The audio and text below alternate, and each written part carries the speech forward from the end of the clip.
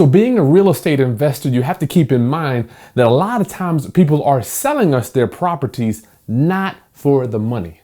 The money is usually not at the top of their list. And today's video is going to be part 2 of me getting this seller out of the house that we just bought. So the story was, we bought property A, we bought this one, we did a double closing, we bought property B for the seller to move to, right?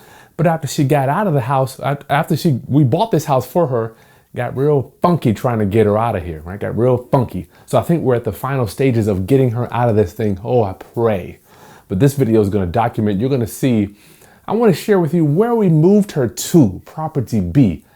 So you can get an idea of, this lady didn't necessarily need the money. She needed more of a lifestyle change, right? But getting her out of here has been a serious task. It's been terrible, y'all. So this is part 2 of us doing this double closing. And when I finally got into the house to see what was going on in property A, this is what I saw, y'all. This is what I saw. So you never know. You just never know what you're dealing with when you have to deal with these sellers, right? So let's get to it.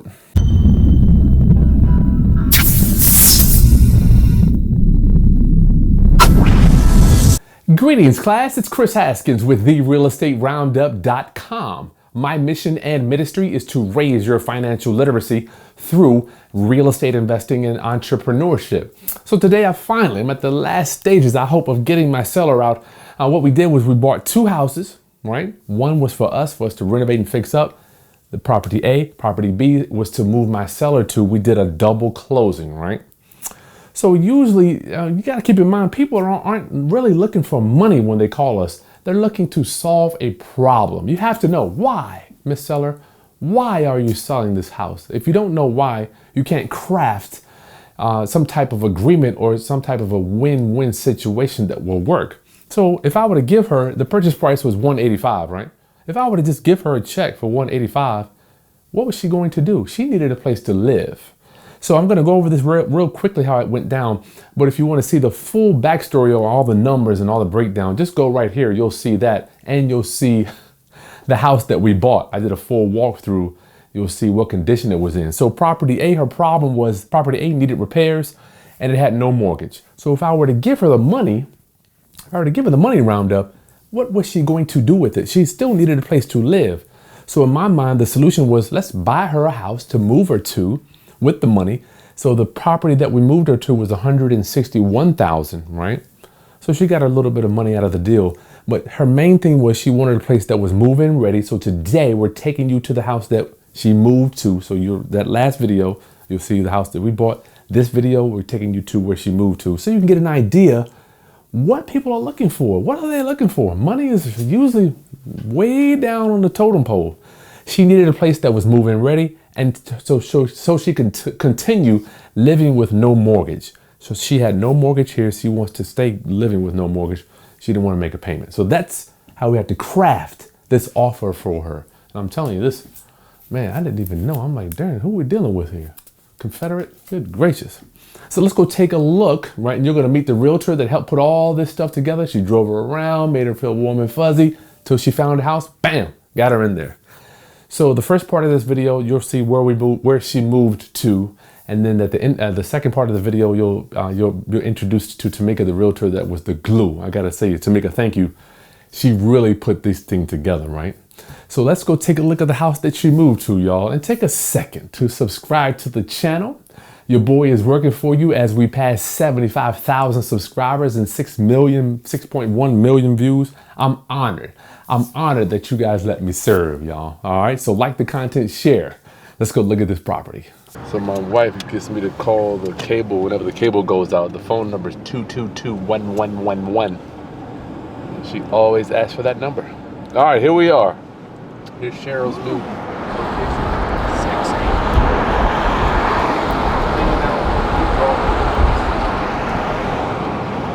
Got a little bridge over here, bridge over troubled waters. Man, this is beautiful. Nice golf course chilling. Come over here. You said you don't play, Smitty? I do not play. I mean, if it was right here, you'd have to play once a year. Right? Maybe.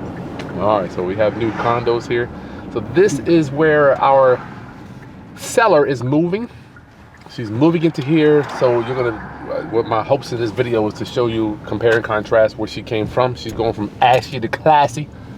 So here's a new place. Let me get a shot here. I think it's pretty nice. What do you think, Smitty? Very nice.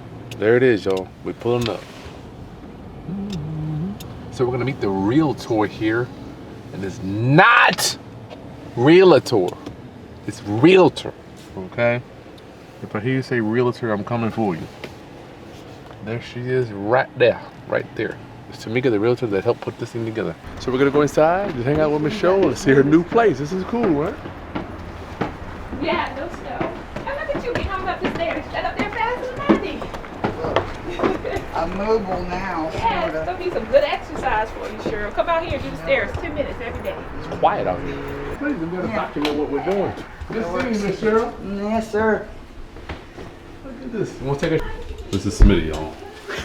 Yeah. Oh, that ain't fair. You can just suck yours off. I'll let you... Let's take a look around, see what you got. Yeah, little.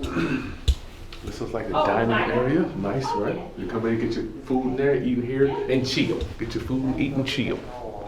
I guess the TV's gonna go here. Big old flat screen. So this is the living room. So we're here with the realtor that was working with us. Actually, we're working together. It's my new thing. What can I do with you instead of for you? What can I do with you? So Tamika Henry, how you doing? I am doing great. I'm blessed. Too stressed to be blessed. Too blessed to be stressed. Get it back. Yeah. So Tamika was working with us. Yes. We found the property. We knew that the homeowner, the seller, needed a place to go. And Tamika is a master at showing people property. And I want her to document her story. This is don't hold anything back. This is where the rubber hits the road regarding dealing with homeowners and the stress.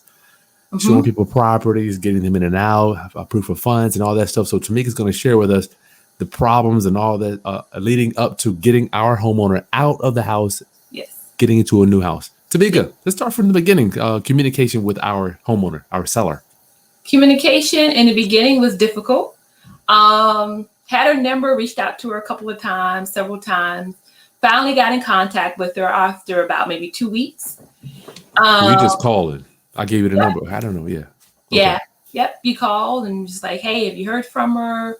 Nope, not yet. So finally got in contact with her. We touched base. We clicked right away. Older lady and just really had a lot on her plate, but that's something that I try to bring to the table is to make it the least amount of stress on my buyer and seller as possible. Yep. So we started looking for homes. And just so I'm clear, you are responsible, Roundup. Tamika was responsible for finding a house for our owner to move to, so she could get out of the house. We could buy her house. Yes. Yep. That was my role in this relationship was to find your seller a home, so you all can proceed with her home. That is very common. There's a lot of sellers who have contingencies. Hey, you can have my house, but I have to find a house first. Okay. So that does happen a lot. So that's where I came into the picture at. Rain, snow, sleet, and hail. We were out there. Okay. Coordinating times was pretty difficult because of her job. And in today's market, when a house comes on the market, you have to be ready to go. What do you mean? If a house comes on the market today, you need to be ready today to go see that house, because tomorrow it's not going to be there. That's just how it is. Hey, this house just came on the market 35 minutes ago. Are you ready to go see it? Or if they can't go see it, I have gone out and recorded or have done a live call so they can see, or a Zoom call so they can at least see it in some aspect. Because if you wait till tomorrow morning, the offers are coming in tonight and they're going to ratify, and you're going to say, Tamika, I'm ready to go see that house. And I'm going to check it and I'm going to say, I'm sorry, honey, it's under contract. And they say, what? It just went on the market. That's what you're stepping into.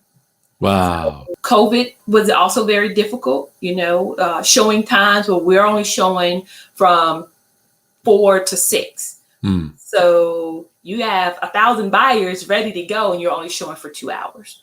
Good Lord. I bet So yes. that's stupid. Or we're only showing on Fridays and Saturday and Sunday.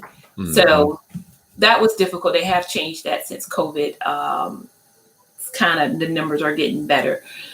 But that was an issue too. So you have to coordinate your time with the seller. You have to coordinate your time with that buyer and their work schedule. So what did she want to move to? The house we're buying from her is a 3-bedroom, 2-bath with a 1-car garage. So we were actually looking for a 2-bedroom.